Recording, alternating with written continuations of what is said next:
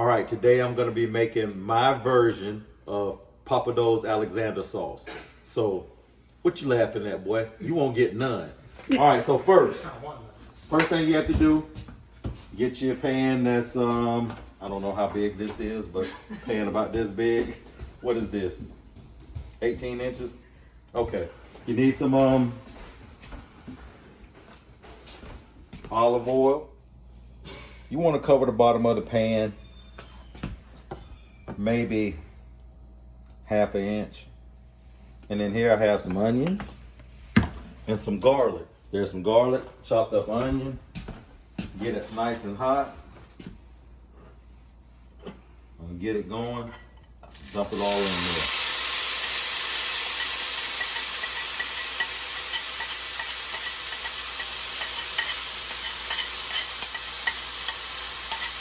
I like garlic, so I use about 3 heaping tablespoons. Want to mix it all up. It's already smelling good to me. But that's because I'm hungry. This is the Fat Boy Delight.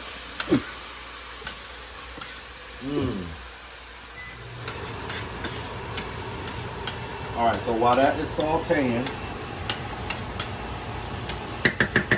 next thing you're gonna do is you're gonna make a roux. You sprinkle a little bit of flour in here. So you say like, well, how much flour do I need? What I suggest is just enough flour to just evenly coat the top of the sauteed onions and garlic. So just sprinkle enough flour to cover this. But I'm gonna let these cook down a little bit more. Can you see how much oil is in here, the consistency? You don't want it to be swimming in oil, but you don't want it to be dry.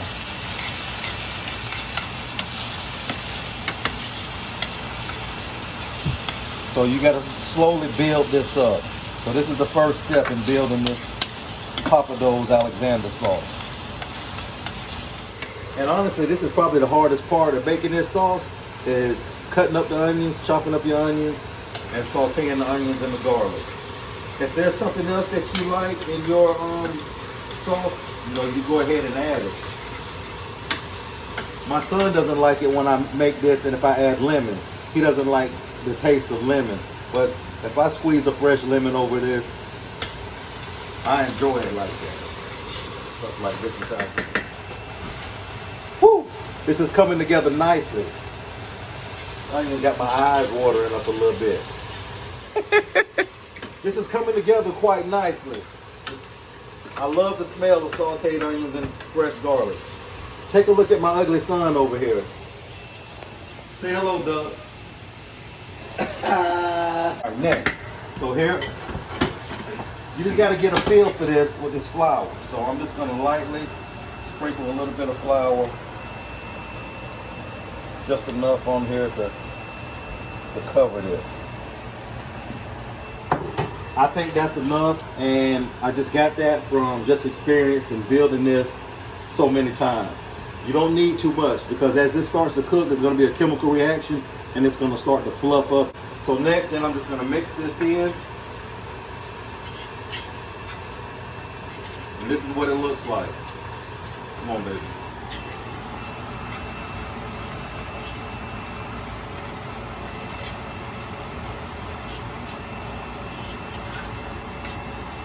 So mixing the flour in, this is what you got.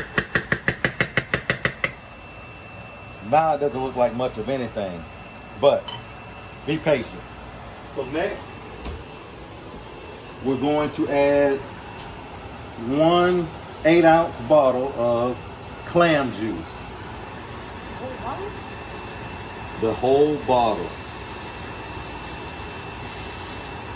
All right. Mix this in.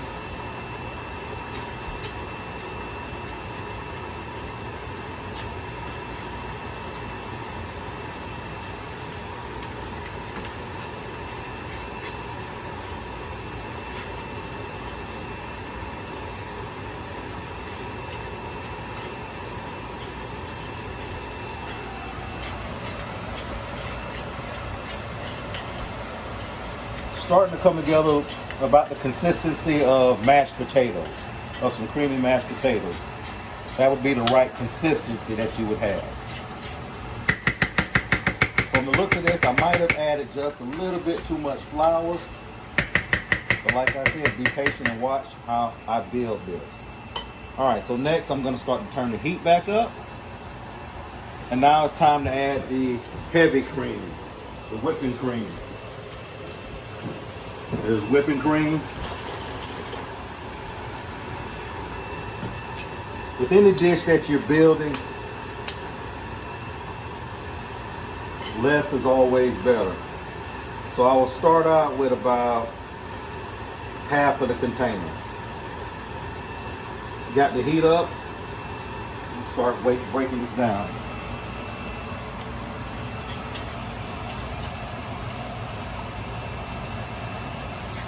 Want to mix it all in and get it at the right consistency. All right, now this is going to be way too thick to serve, so you can thin this as much as you would like to thin it. And the way that you thin it is just by adding more cream or water. So I'm going to add a little more cream.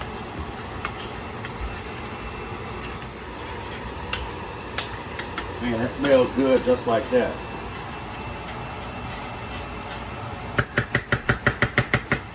All right, I'm gonna turn the heat back down. This time I'm gonna keep it down on a low simmer.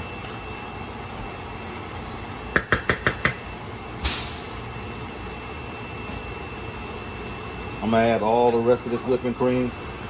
How much whipping cream that you add is gonna be based off of how much flour that you started out with. So after you saute the onions and the garlic, you wanna sprinkle a little bit of flour on there. And it's just practice makes perfect with this.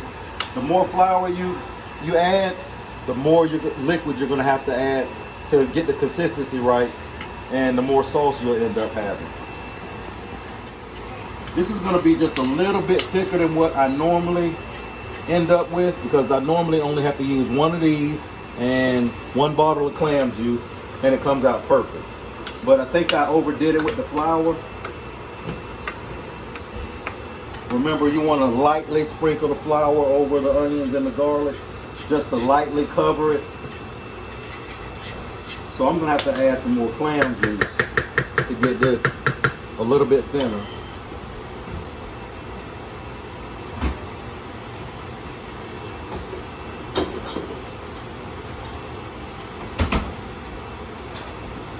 So I got another bottle of clam juice to thin it out some.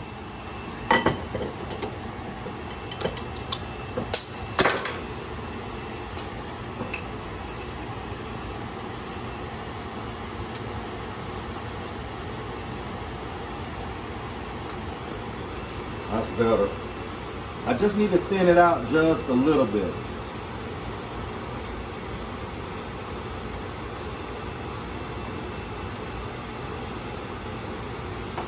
It's looking good.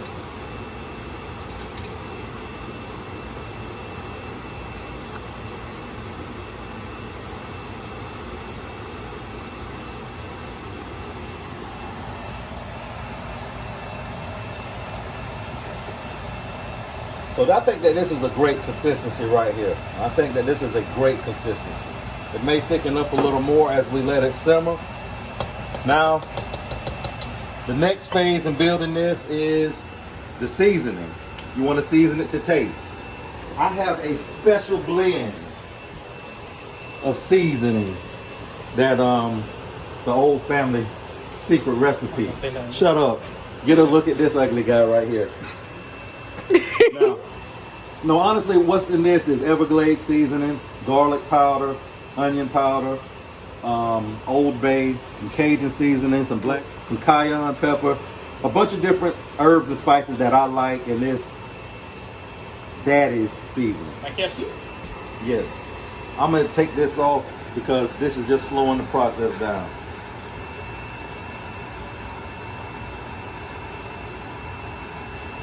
So that's about how much I add there. Get this worked in. And this is what changes that color to have that signature color of that Pappadeux Alexander sauce. So add whatever seasonings that you like. Remember, season it to your taste. Experiment with what you like, and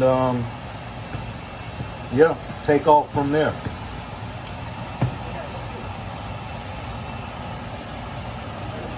That's the crab meat. I'm gonna add a little bit more of this. I'm gonna loosen this up. As the sauce continues to cook, it will continue to thicken. If it's too thick for your taste, whatever you're gonna serve it over, if you're serving it over baked fish, if you're serving it over a bed of rice, or some mashed potatoes, or some roasted potatoes, you build this and make it to the consistency that you want it to be. All right.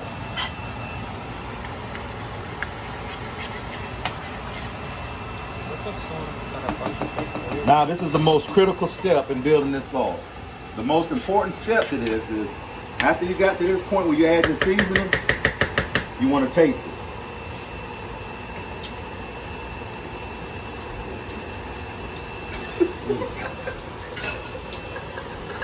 I need just a little more seasoning. I'm going to loosen it up just a little bit more. So now I'm at 2 bottles of clam juice.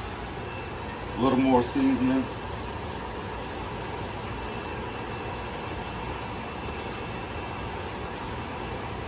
That's going to be good. And I like to add a little parsley just for the decorative look. I really don't taste the parsley. Just adding the parsley makes it look a little fancier. If you don't stop laughing at me, I'm gonna kick you in your... What you want to do is add whatever seafood that you want. I like crab and shrimp. I just keep it simple. Sometimes I'll add some crawfish tails, sometimes some scallops. At this point, the sauce is done. You add whatever seafood you like. So I have bought some crab meat from Publix. That's my favorite store. Looks like this. Some shrimp, and here's crab meat. I'm gonna just dump this in here, and I'm gonna slowly let it simmer.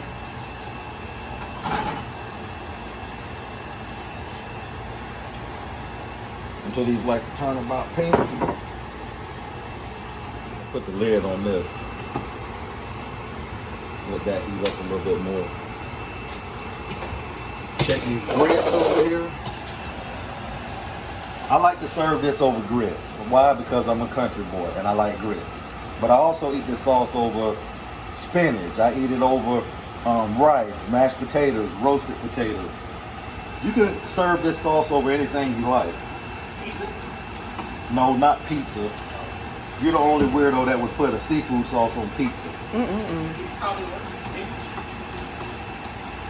Yeah, you can serve it over some garlic bread. That's really good to like make it like a dip and you treat this like a dip with some garlic bread. Yeah.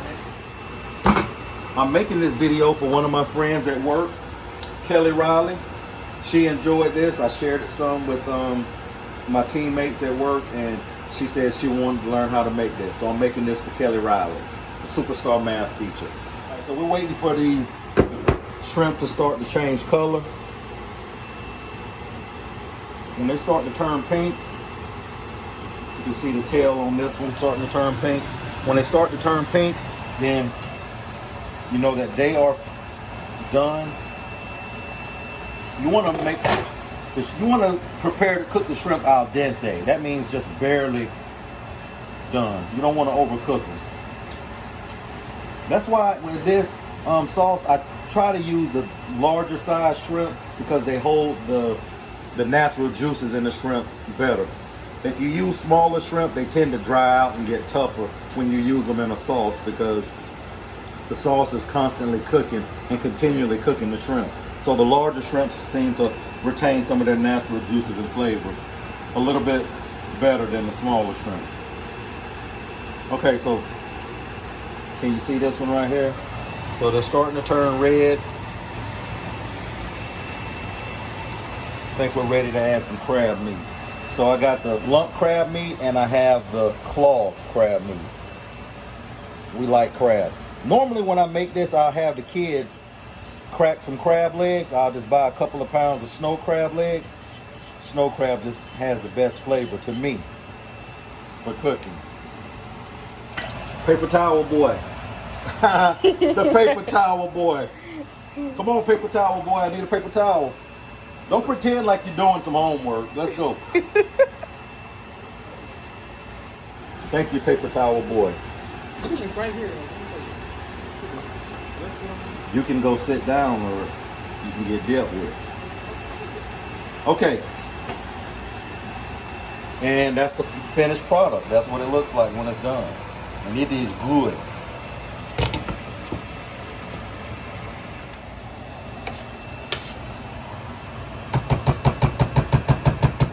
So that's it. That's all it is to it, folks. I hope you enjoyed this tutorial.